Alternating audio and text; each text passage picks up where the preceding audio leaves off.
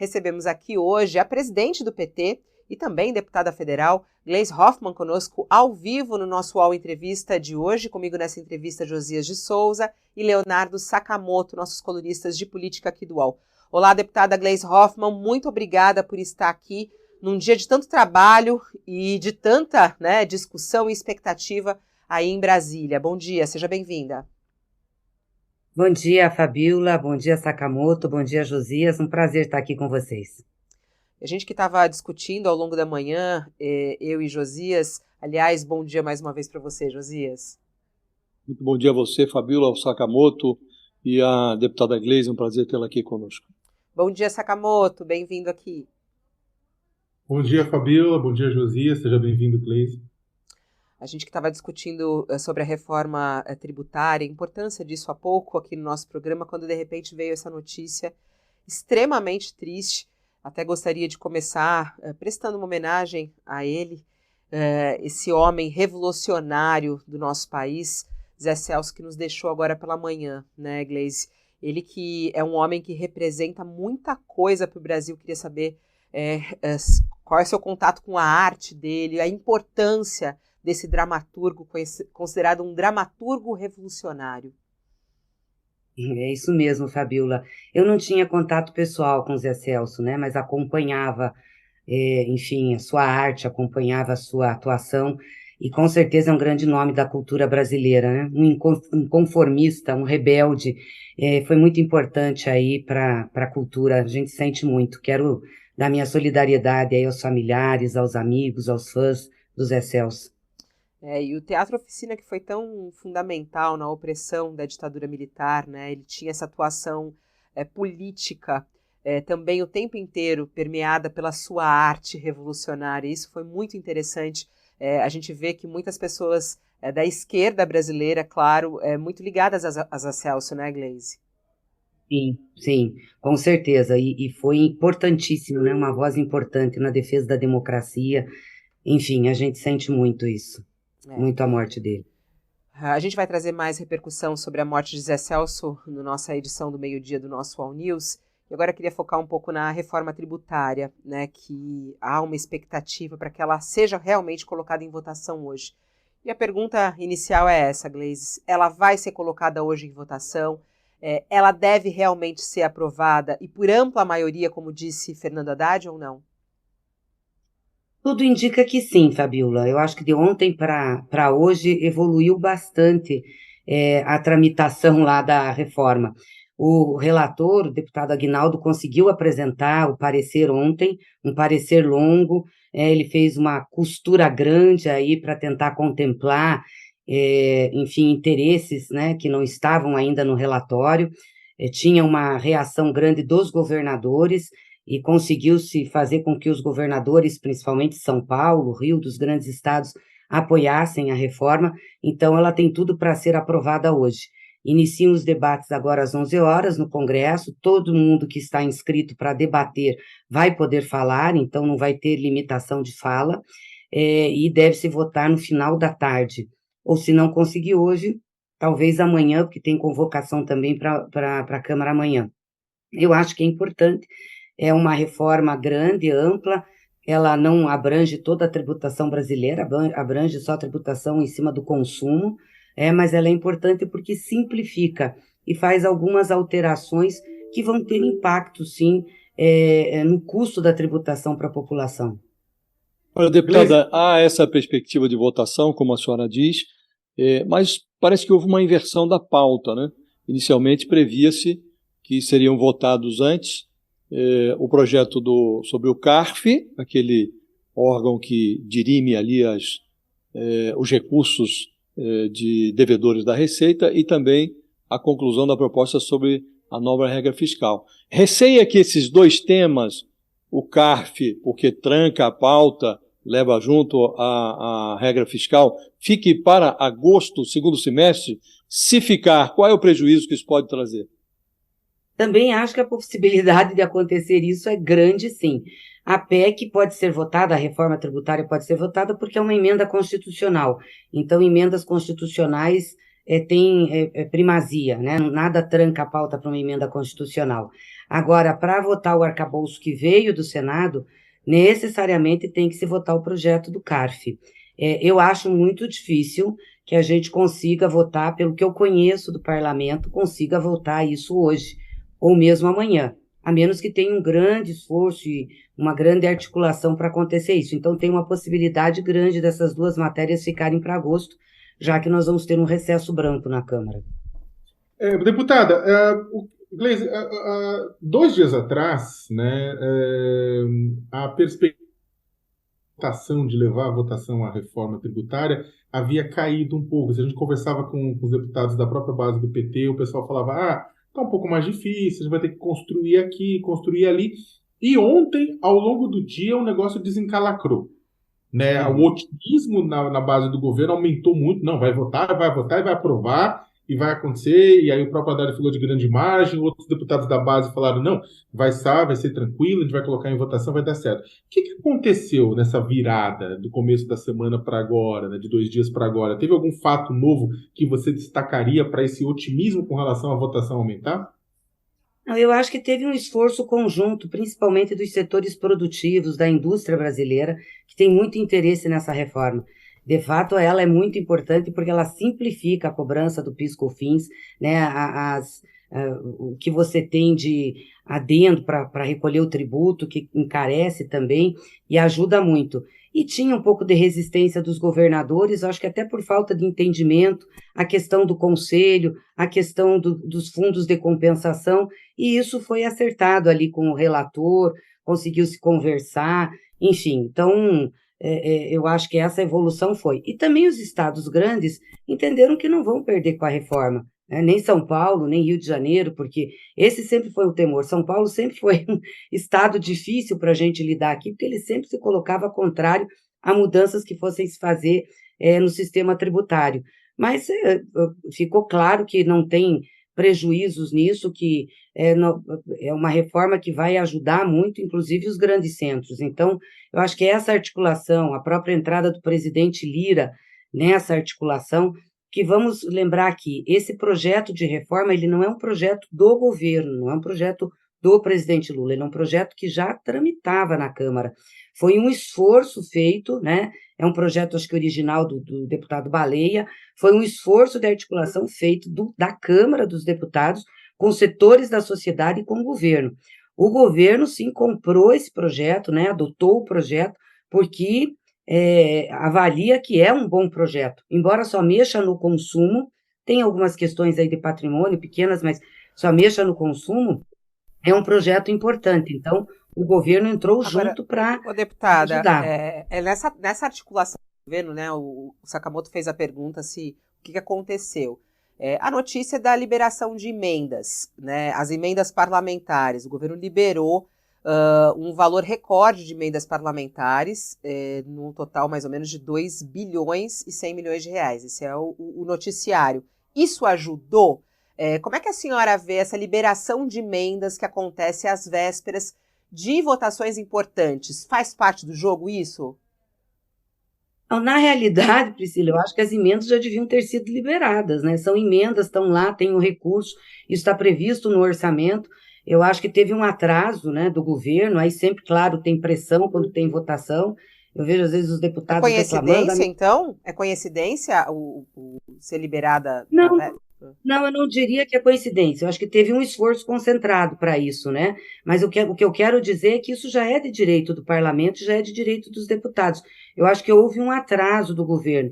E, claro, quando chega perto de projetos importantes, os deputados acabam fazendo mais pressão. Dizendo, vocês não liberam a emenda? Tem que liberar, tem que operacionalizar. Às vezes é uma questão burocrática. Então, acaba tendo esse esforço. Mas eu não acho que a liberação de emendas tenha a ver com a discussão e a votação da reforma tributária. Eu acho que poderia ter a ver com a vontade da Câmara de votar o CARF essa semana e liberar a pauta para votar o arcabouço. Porque, de novo, eu vou dizer, esse projeto de reforma tributária é um projeto que interessa à Casa, interessa também ao presidente Arthur Lira entregar essa reforma. E é um bom projeto, não estou aqui criticando, mas o que eu estou dizendo é que não há, por exemplo, não é uma pressão do governo só e não liberou para isso. Para nós é importante que aprove, mas é, sobretudo, uma entrega do Congresso Nacional. senhora menciona, deputada, o fato de que essas emendas já deviam ter sido liberadas. De fato, esses 2,1 bilhões de reais se referem a emendas de bancada, salvo engano, e o pagamento é impositivo, o governo regula ali o tempo, o relógio, segundo a sua conveniência, mas há também um pedaço ali, sobretudo do Ministério da Saúde, algo um pouco mais de 600 milhões de reais, que começou a ser liberado daquele dinheiro remanescente do orçamento secreto. Foi para os ministérios, mas aparentemente os parlamentares ainda têm uma ascendência muito grande em relação à definição de onde vai botar esse dinheiro. A prioridade do Ministério fica sempre em segundo plano. Acha que em algum momento o governo vai superar esse resquício do orçamento secreto? Em algum momento o Ministério vai controlar por completo o orçamento, submetendo a emenda do parlamentar à prioridade da política pública do Executivo? Olha, como disse você, Josias, esse é um remanescente do ano passado do dito orçamento secreto. E quando nós aprovamos a emenda constitucional, ano passado, que deu um limite extra-teto, vocês lembram disso, né? Cerca de 140, 150 bilhões de reais por orçamento desse ano, foi feita essa negociação, que esse remanescente das emendas indicadas pelos deputados seriam indicadas pelos deputados, continuaria como estava no ano passado. Então, esse remanescente vai ser indicado dessa forma. Foi feito esse acordo para a gente aprovar a emenda constitucional que nos deu o orçamento extraordinário para esse ano, que foi muito importante, está sendo muito importante para o governo executar os seus programas e projetos. Agora está mudando, né, esse formato. Os deputados continuam apresentando emendas, tem, além das emendas impositivas, tem um volume de emendas, né, de relator, enfim, que são articuladas junto com os presidentes das casas, mas essas emendas vão ser apresentadas pelos deputados, mas em cima de programas e projetos que são do Ministério, né? Então, por exemplo, tem construção de unidade básica de saúde, construção de SAMU, liberação de recursos para os municípios. Então, tem que ser em cima desses projetos mais estruturantes. A sua impressão é de que não tem mais o risco de termos aí um novo kit de robótica, um caso que você manda kit de robótica para a escola que não tem nem carteira. A não ser que tenha um projeto, um programa do governo nesse sentido. Então, o que tem de acordo é que essas emendas de parlamentares que são indicadas, que não são as de execução obrigatória, podem ser indicadas, mas em cima dos projetos que estão feitos pelo Ministério. Deputada, Desculpa, Sakamoto, pode ir. Porque ainda tem um pouco a ver com o resquício da questão da reforma tributária, é que a senhora tocou duas vezes na sua fala de um assunto que eu queria retomar. A senhora falou, olha, que essa reforma ela é importantíssima, ela precisa ser aprovada, mas ela é uma reforma, esse trecho da reforma ele é essencialmente sobre consumo. E, historicamente, o PT defende muito que uma reforma tributária, como mãe de todas as reformas, passe sobre uma reforma sobre renda e patrimônio, né? Ou seja, taxar os super ricos, né? Não o pessoal que dividiu o Renegade em 24 vezes mais rico de verdade, e aliviando para a classe média e para a classe mais pobre. Essa segunda parte, ela virá? Ela vai se colocar em votação em algum momento esse ano ainda, uma tentativa de taxar mais a renda e o patrimônio dos super ricos?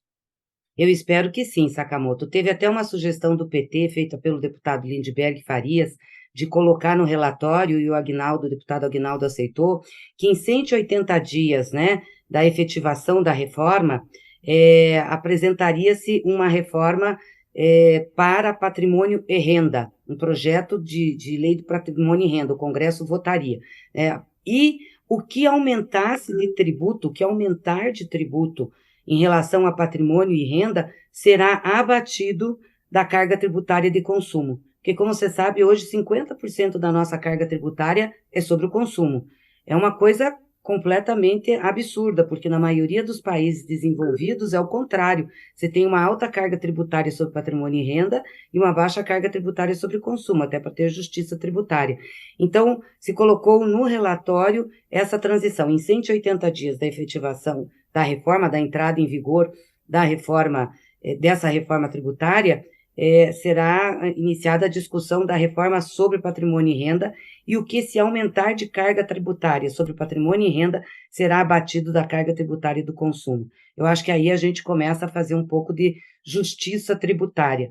E também vai entrar, por uma articulação que fizemos, tributação sobre jatinhos particulares, iates, embarcações particulares. Eu acho que isso também é muito importante. E PVA, né?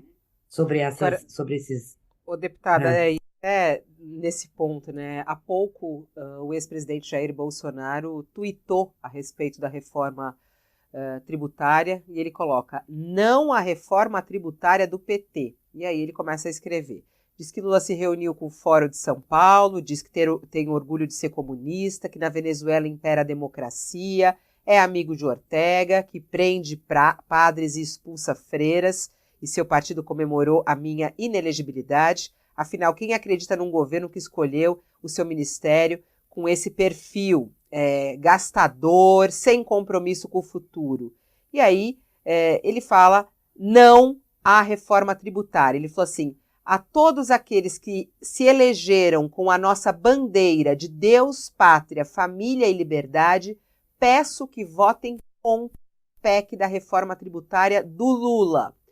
Vamos lá, essa campanha de Bolsonaro contra a reforma tributária preocupa ou não? Como é que a senhora vê aí o adversário político de Lula nas últimas eleições fazendo campanha contra a reforma tributária neste momento? Do ponto de vista de votação da Câmara dos Deputados, não preocupa. A maioria lá está comprometida com a reforma tributária. Ele está fazendo uma disputa política na sociedade, inclusive colocando para o Lula uma responsabilidade do projeto que não é do presidente. Como eu disse aqui, é um projeto que a Câmara articulou, que nós apoiamos, achamos que é importante e achamos que ela vai melhorar, sim, o sistema tributário brasileiro. Então, ele está fazendo uma disputa política, mas a maioria lá está consciente. Aliás, ontem os discursos de plenário, acho que hoje isso vai acontecer, são muito críticos a essa ofensiva do Bolsonaro, pelas fake news que ele está soltando em relação à reforma tributária, dizendo que vai aumentar alimentos, que é uma reforma contra os pobres, ou seja, a velha prática da desinformação do Bolsonaro e da sua turma, mas não está encontrando eco, a não ser num grupo muito pequeno ali, que são os bolsonaristas, mais raiz, que reverberam aí a posição dele. Deputada, a posição de Tarcísio, inclusive, que foi um caminho absolutamente contrário, né? Ontem a gente discutia isso, né? Ele ao lado de Haddad, aquela imagem de Tarcísio ao lado de Haddad, e Tarcísio falando: concordo 95% com o texto. O apoio de Tarcísio, o posicionamento dele contrário do que diz o apoiado dele, apoiador dele, Bolsonaro. É importante o apoio do Tarcísio, né? Porque é um governador de um grande estado, de São Paulo. Como eu disse aqui, se São Paulo continuasse contra, isso dificultaria, mas eu também acho que Tarcísio teve conversas ou até recebeu pressão do empresariado de São Paulo, da indústria paulista, que é forte e que tem interesse nessa reforma. Então, ele também tem que dar resposta à população de São Paulo, aos empresários de São Paulo, ao setor produtivo de São Paulo. Ele está apoiando algo que esse setor apoia.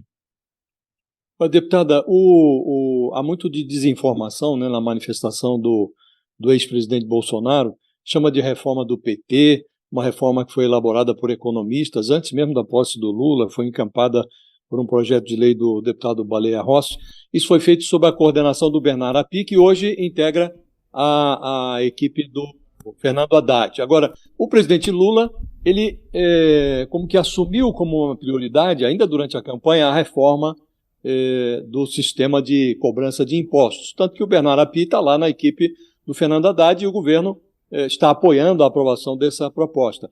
O que eu queria lhe perguntar é se o apoio do Tarcísio de Freitas a essa reforma, o Tarcísio, que não é um personagem ignorado do PT, trabalhou na gestão da Dilma, dirigiu lá o DENIT, se este apoio é visto pela senhora como o prenúncio de um surgimento de uma direita um pouco mais qualificada, uma direita que pode qualificar um pouco mais o debate político no país, ou se a senhora não enxerga a motivação política por trás da movimentação do Tarcísio.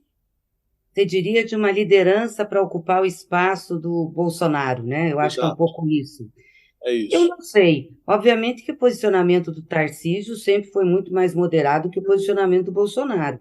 Ele recebeu o apoio do Bolsonaro, mas mesmo durante a campanha de São Paulo, seus posicionamentos, a sua forma de ser, sua articulação sempre foram diferentes. Óbvio que, em Bolsonaro sendo inelegível, tem alguns nomes que estão surgindo e sendo discutidos aí na imprensa como possíveis para ocupar o seu espaço. E o governador de São Paulo tem peso político, né? Não, é o maior estado do país, tem peso político, peso na economia, enfim. Obviamente que o Tarcísio é uma pessoa que pode despontar para ocupar esse espaço. Não sei necessariamente se consegue, porque não se substitui assim, né? Uma liderança, mas é possível. Mas eu acho que esses posicionamentos dele de moderação sempre foram assim, pelo menos o que eu acompanhei da campanha feita em São Paulo, a gente via muito isso, um A, posicionamento mais moderado. a senhora enxerga nele potencial para eventualmente ser um adversário competitivo numa eventual disputa contra o presidente Lula, se for candidato à reeleição em 2026? É difícil dizer, né? Porque tem que saber como que ele vai se construir como liderança, enfim. Então, é muito difícil dizer. O Lula é uma grande liderança política, né? Eu acho que um país precisa de um líder. Às vezes, os estados nem requerem tanto lideranças, requerem mais gestores, né? E o país precisa de um líder. Bolsonaro, a gente pode discordar dele, discordo, eu acho que foi um mal para o país, mas ele tem liderança. Então, não sei se substitui-se facilmente assim. Falando em liderança, Gleisi, como é que está, do seu ponto de vista, a questão da formação da base de apoio do Lula na Câmara? Eu queria voltar a esse ponto, porque desta vez, nesse terceiro governo Lula, o que tudo indica, a situação é mais difícil de formar uma base do que foi em 2003 e 2007, né? O que mudou daquele momento para agora? Olha, eu acho que nós temos o Congresso mais conservador e de direita de toda a nossa história da democracia. E tem um núcleo de extrema-direita que atua muito dentro do Congresso. E o Congresso tem se posicionado de forma mais clara, ideologicamente. Então, não é um Congresso só pragmático, ou um Congresso que tem interesses imediatos, né, na sua base eleitoral. É um Congresso que se posiciona. Então, além de você tentar compor com o Congresso, vai ter embates. Eu acho que não vai ser fácil a relação governo-Congresso, ela não vai ser simples. Acho que nós vamos ter sempre uma relação mais conflituosa do que já tivemos. Não que o governo não converse, não que o governo não faça acordos, mas tem posicionamentos mais claros, né? Vamos lembrar aqui, por exemplo, uma fala do próprio presidente da Câmara, do Arthur Lira, que diz que o Congresso não vai permitir que tenham, segundo ele, né, a visão dele, retrocessos em matérias econômicas já votadas, como a questão das privatizações, por exemplo. Então, tem um posicionamento aí muito claro, que não é apenas uma conversação do executivo com o legislativo. Então, eu acho que nós vamos enfrentar um Congresso mais difícil, acho que o governo tem que estar preparado para isso, tem que saber bem qual é a prioridade, o que negociar e quando negociar, para poder fazer o governo fluir e a gente conseguir entregar para a população resultados. Acho que o governo está preparado para isso, acho que o presidente Lula tem consciência disso, acho que nós vamos conseguir. Mas não vai ser algo homogêneo, entendeu? No meu entendimento, não vai ter uma base homogênea, constituída. Não, eu acho que vai ter um núcleo, né, de base, mas a cada projeto nós vamos ter que fazer uma discussão que envolve, inclusive, posicionamento político e ideológico. Deputada, eu tomei conhecimento de um documento que a senhora Essas assinou. negociações.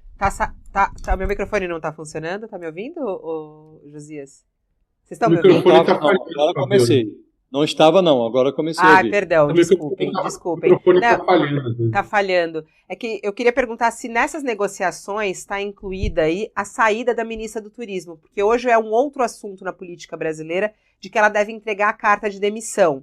E aí abrindo um espaço ali para a União Brasil, mais uma vez, indicar um outro nome. É isso mesmo, o deputado? A senhora confirma? Ela deve realmente sair hoje?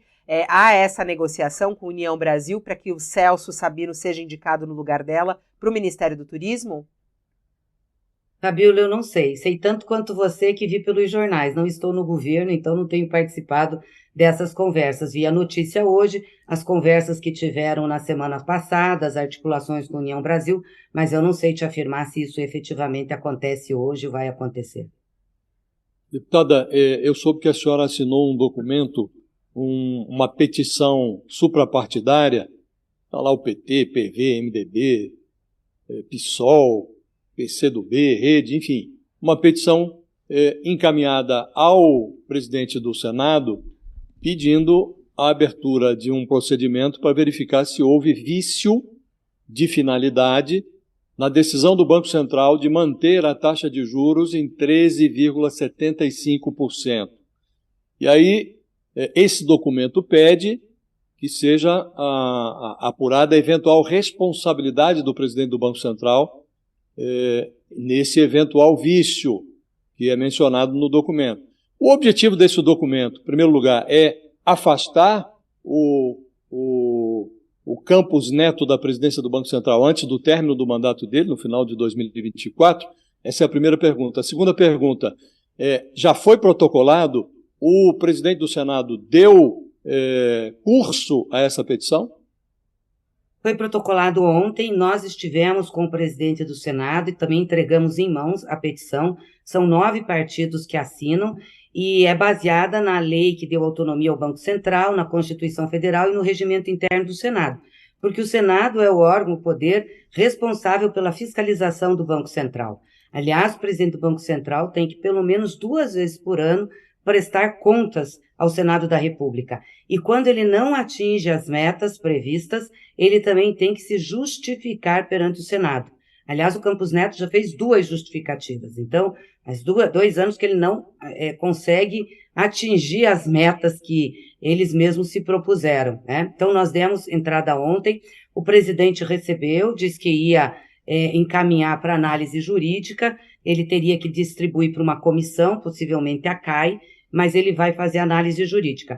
E ele nos informou que, com base também na lei que deu autonomia ao Banco Central, que é uma lei complementar, e que o presidente do Banco Central tem que ir ao Senado, ele estaria chamando o presidente do Banco Central no dia 3 de agosto para prestar contas sobre a política monetária, falar ao plenário do Senado. Então, ele já nos adiantou que ele vai fazer isso. Eu espero que ele abra esse procedimento investigatório. O nosso objetivo é apurar a responsabilidade. Por que que o Banco Central mantém uma taxa de 13,75% e tem a maior taxa de juros real do mundo, perto de 9%, mais do que o dobro do México? Por que que mantém isso quando você tem os indicadores econômicos positivos?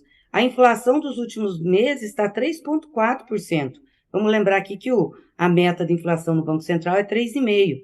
Então, por que que mantém isso? O dólar está equilibrado, está baixando. Não há justificativa, está impondo um custo ao país que é absurdo. E teve contradição entre a nota que saiu logo após a decisão do Banco Central e depois a ata do Compom, mostrando que tem divergência. Então, nós queremos saber qual é a real motivação, porque o gestor público precisa ter uma motivação para o seu ato administrativo. O que motivou Campos Neto? Agora,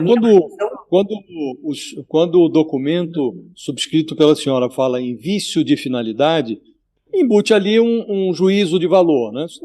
Se não suspeitassem do vício, não teriam protocolado esse documento no Senado. Agora, eu queria saber da senhora qual seria o vício. É um vício, política? O Banco Central, o Campos Neto está... É um quinta coluna do Bolsonaro no Banco Central? Qual é o vício que esses partidos enxergam na atuação do Banco Central e do seu presidente? É exatamente a decisão de manter a taxa de juro alta não está correlacionada com a realidade econômica brasileira. A inflação está baixando e ele não baixa a taxa de juros. Então, não tem justificativa técnica, digamos, né? Aliás, toda decisão técnica embute uma avaliação política, não tem técnica pura. Mas no caso do Campos Neto, do Banco Central, a nossa avaliação é que tem, sim, uma avaliação política, eminentemente política, para manter essa taxa de juros, o que é muito ruim. Aliás, ele recebeu críticas do mercado quando manteve, quando soltou aquele comunicado, tanto que teve o recuo na ata do Copom, ele sentiu o peso. Ele achou que ia continuar, né, navegando. Então tem sim, nós achamos que tem um vício sim, que é um vício político, não tem fundamento, não tem justificativa, não tem motivação técnica administrativa, e ele tem que se explicar. A autonomia não dá direito ele fazer o que quer. Ele é uma autarquia, né? Não está acima da presidência da Agora, República, do só Senado. por último, ainda nesse tema, deputada, há 9 diretores no Banco Central, né? Há o Campos Neto e outros 8 diretores. Agora, inclusive, o Senado acaba de aprovar a substituição de 2 desses diretores por personagens indicados pelo Lula, né? E o Campos Neto deu entrevistas explicando que na última reunião houve uma divisão, inclusive, a maioria dessa composição da diretoria do Banco Central já avaliava que nesta nota deveria ter sido sinalizado que no próxima reunião, em agosto agora, deve-se baixar os juros, há condições para baixar os juros. Esse documento, esse pedido de ação dos partidos, chega num instante em que o Banco Central está sinalizando a queda dos juros, né? Ainda assim, a senhora enxerga o vício, né?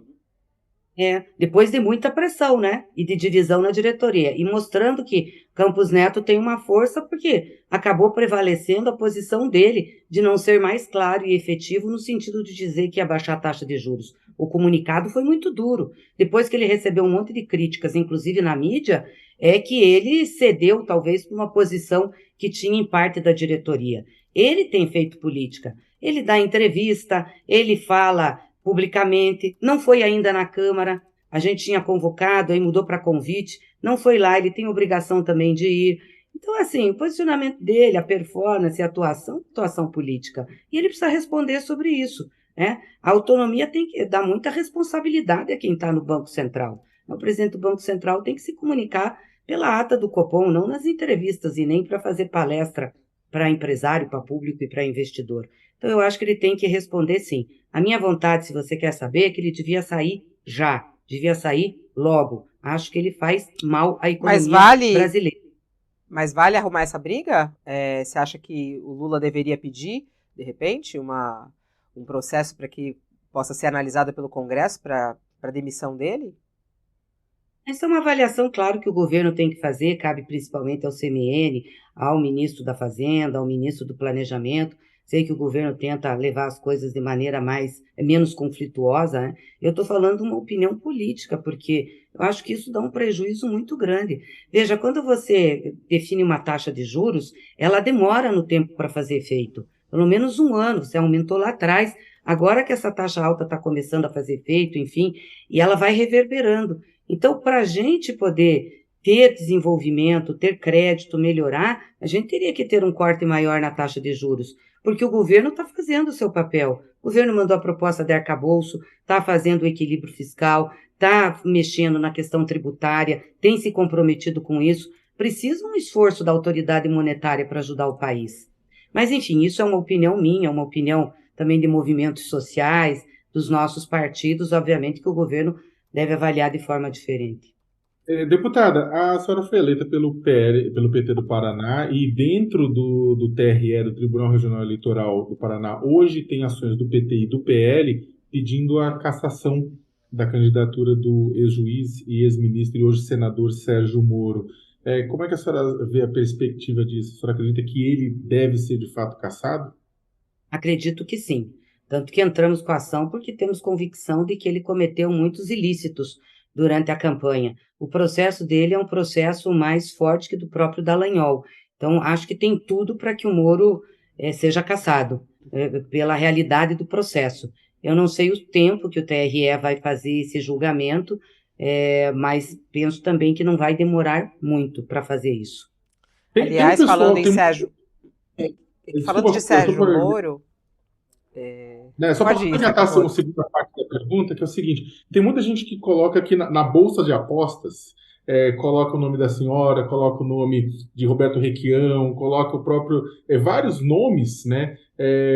O próprio deputado, né, o Barros, né? Entre possíveis candidatáveis, né, candidatos ao Senado, caso haja essa cassação. A senhora pensa em se candidatar ao Senado?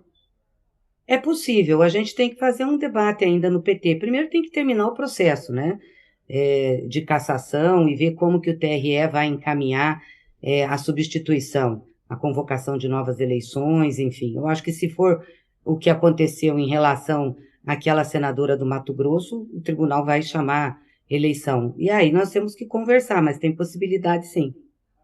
Falando do Sérgio Moro, hoje Jamil Chad, nosso colega colunista aqui do UOL, traz uma reportagem exclusiva, não sei se a senhora já teve ou não a oportunidade de ler, mas de novas mensagens inéditas que estão sendo reveladas hoje, foram obtidas com exclusividade pelo UOL, e que indicam que Sérgio Moro, quando ainda era juiz da 13ª Vara de Curitiba, pressionou procuradores da Operação Lava Jato para que pedissem a extradição de um executivo da Odebrecht, considerado peça-chave na investigação e que havia sido preso na Suíça. Mais um episódio envolvendo algumas irregularidades cometidas por Sérgio Moro na Lava Jato.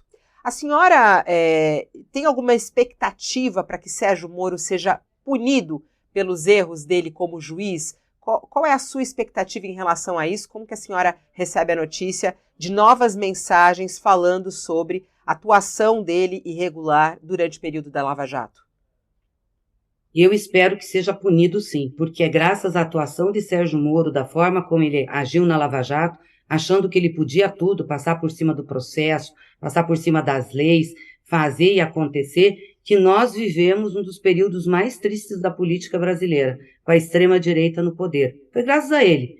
O Bolsonaro tentou dar o golpe, o Sérgio Moro deu o golpe efetivamente, quando tirou Lula da disputa eleitoral de 2018, e fazendo esse tipo de barbaridades.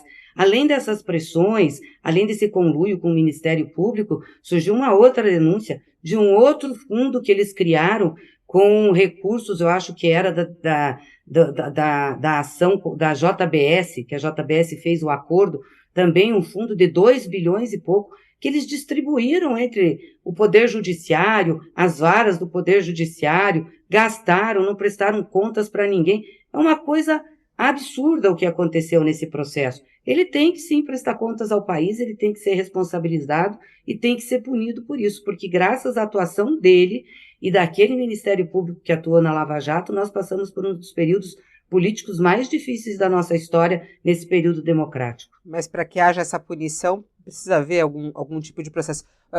O PT pretende procurar justiça em relação a essas questões de Sérgio Moro, porque acabou não fazendo isso, né? Aí vem até aquela história, vingança, é questão de vingança, não é questão de vingança? Há alguma decisão a respeito disso já dentro do PT, deputada? Não, não é questão de vingança. Eu acho que a gente precisou de um tempo, nós estamos nos preparando sim, nós queremos entrar com as ações, ele tem que responder por isso. Tem ações no CNJ, e isso não tem a ver com vingança, isso tem a ver com justiça, né? Com justiça e com o devido processo legal. Ele tem que responder pelas barbaridades que ele fez, até porque isso é pedagógico e educativo, para não acontecer mais no Brasil. Essas ações devem acontecer ainda esse ano, deputada? Não temos ainda a definição. Aliás, tem que ver o prazo que a gente tem ainda para entrar com essas ações, quando que caduca, enfim, nós estamos avaliando com os advogados. Tá. Na volta do presidente Lula, lá da viagem que ele fez à Argentina, lá do Mercosul, ele fez uma parada ali em Foz do Iguaçu e, discursando para estudantes, ele disse que, mais ou menos um pouco, repetiu o raciocínio que a senhora está desenvolvendo aqui, que esse sentimento antipolítica resultou na eleição do Bolsonaro, que ele chamou lá no discurso de titica, né? E o que eu lhe pergunto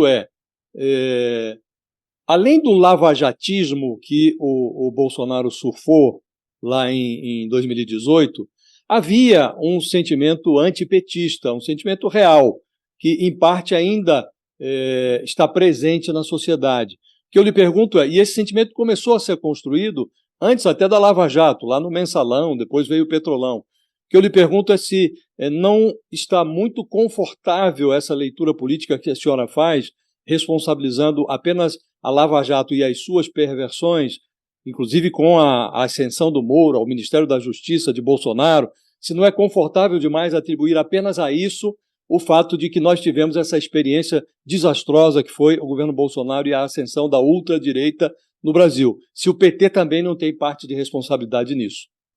Olha, primeiro dizer que esse sentimento em relação ao PT não é algo que surge do mensalão, que surge desde que o PT nasceu, por ser um partido de esquerda, por ter as características que tem, por ter um posicionamento claro na sociedade brasileira, lutar pela classe trabalhadora, o PT teve contraponto. Então, o PT é um partido que é muito amado, mas também tem uma parte que não gosta do PT, que odeia o PT, que acha que o PT serve a maioria pobre do Brasil e tem preconceito de classe. Então, nós sempre tivemos pessoas, sempre tivemos setores da sociedade que não gostavam do PT. Aliás, achavam que o PT já ia nascer morto, que não ia se criar, sempre apostando contra o PT. Obviamente que nas situações depois de governo que surgiram, esse sentimento foi explorado pela oposição, por setores da mídia, foi amplificado. Mas mesmo assim o PT continuou, o PT não acabou. O PT elegeu o presidente da República, reelegeu o presidente da República, esse presidente da República elegeu sua sucessora se reelegeu. Vamos combinar aqui, Josias, que para tirar o PT da presidência da República foi preciso aquele impeachment, aquele golpe travestido de impeachment, porque eles teriam que disputar a eleição conosco, poderíamos até perder, mas íamos disputar e disputar na política. Então tiraram a Dilma no tapetão. Quando fizeram isso, bagunçaram o coreto. Bagunçaram o processo legal, a Constituição, porque foi por fora da Constituição aquilo tudo que aconteceu, e vieram com a Operação Lava Jato forte, com esse tipo de ação que o Moro está fazendo. O Moro, um cara da extrema-direita, que se baseou naquele juiz italiano, que tinha lá noções fascistas, que achava que podia fazer tudo, uma visão autoritária, fez conluio com o Ministério Público, foi criando as provas, foi fazendo a engendração e deu no que deu. Obviamente que reforçou o ódio ao PT, mas reforçou o ódio à política. Tinha uma época que falar que você era político era quase criminoso. As pessoas tinham ódio. Quando você acaba com a política, vem a barbárie, não tem outra coisa. Ou é guerra ou é política. Então, o que nós tivemos? A barbárie. Abriram as portas para a extrema-direita, para o discurso fascista, de negação da política, de negação do establishment, das instituições, e teve. Então, a culpa é, sim, dessa articulação. O PT sempre disputou na democracia, sempre disputou na política. Se cometeu erros, tem que ser julgado pelas urnas, não por um juiz como esse, que foi julgador e que tirou o PT do jogo no tapetão, como tiraram a Dilma. Isso aí não vale. Deixa julgar na política. O povo vai dizer se nós erramos ou não. E tanto... Por esse raciocínio, deputada, só para fazer um contraponto, então, corrupção não precisa mais julgar, não precisa mais analisar, vai tudo para as urnas. Agora mesmo estamos investigando aí desvios e emendas e tal. Então, precisa no devido processo legal, né? Sem dúvida. Claro, eu defendo que se apure tudo, não tem problema nenhum. Então não é só urna, né? Então não é só urna, né? Não é só urna, mas estou dizendo, você perguntou das questões e dos erros políticos. Eu digo, nós somos julgados e devíamos ser julgados pela urna na disputa. E se queriam julgar o presidente Lula, pessoas do PT, tinha que ter o devido processo legal, tinha que ser verdadeiro, tinha que ter provas, não fazer o que fizeram, que foi uma barbaridade. Tanto isso é verdade que depois de tudo que aconteceu, depois de toda a perseguição, o PT volta a governar a presidência da República, quer dizer, o presidente Lula é eleito novamente. Então, tem alguma coisa de muito boa que o PT fez para o Brasil, que o presidente Lula fez para o Brasil. Então, eu acho que esse julgamento político também é importante. Não tem um problema com o julgamento judicial, ninguém aqui está negando, só não pode ser como foi feito.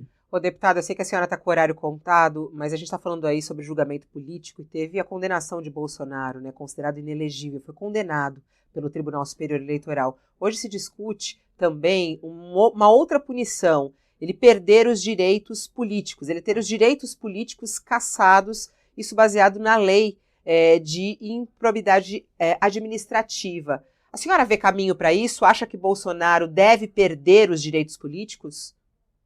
Se me permite, Fabiola, eu acrescentaria a essa pergunta se a deputada tem a previsão de que o Bolsonaro pode ir para a cadeia mesmo. Olha, essa questão dos direitos políticos eu acompanhei pelo jornal, é um processo que está no Tribunal de Contas da União e versa exatamente sobre ele ter utilizado recursos públicos para fazer aquela reunião com os embaixadores para atacar a urna eletrônica e para atacar o processo. Se tiver fundamento nisso e base, né? E como eu disse aqui, devido ao processo legal, inclusive o direito de defesa amplo que ele deve ter, vai ser julgado e vai ter os direitos cassados, né?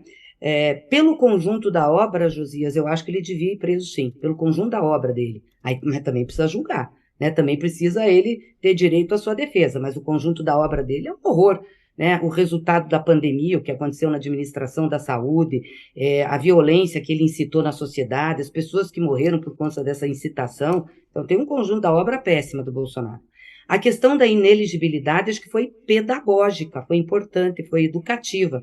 E, para mim, deveria se estender a todos aqueles seguidores do Bolsonaro que têm cargos eletivos hoje, que atentam contra as instituições, que fazem incitação de golpe, que fazem incitação contra a democracia. Porque o nosso jogo é democrático, a gente faz disputa política na democracia. Se não respeita a regra do jogo, não pode continuar jogando, fica fora.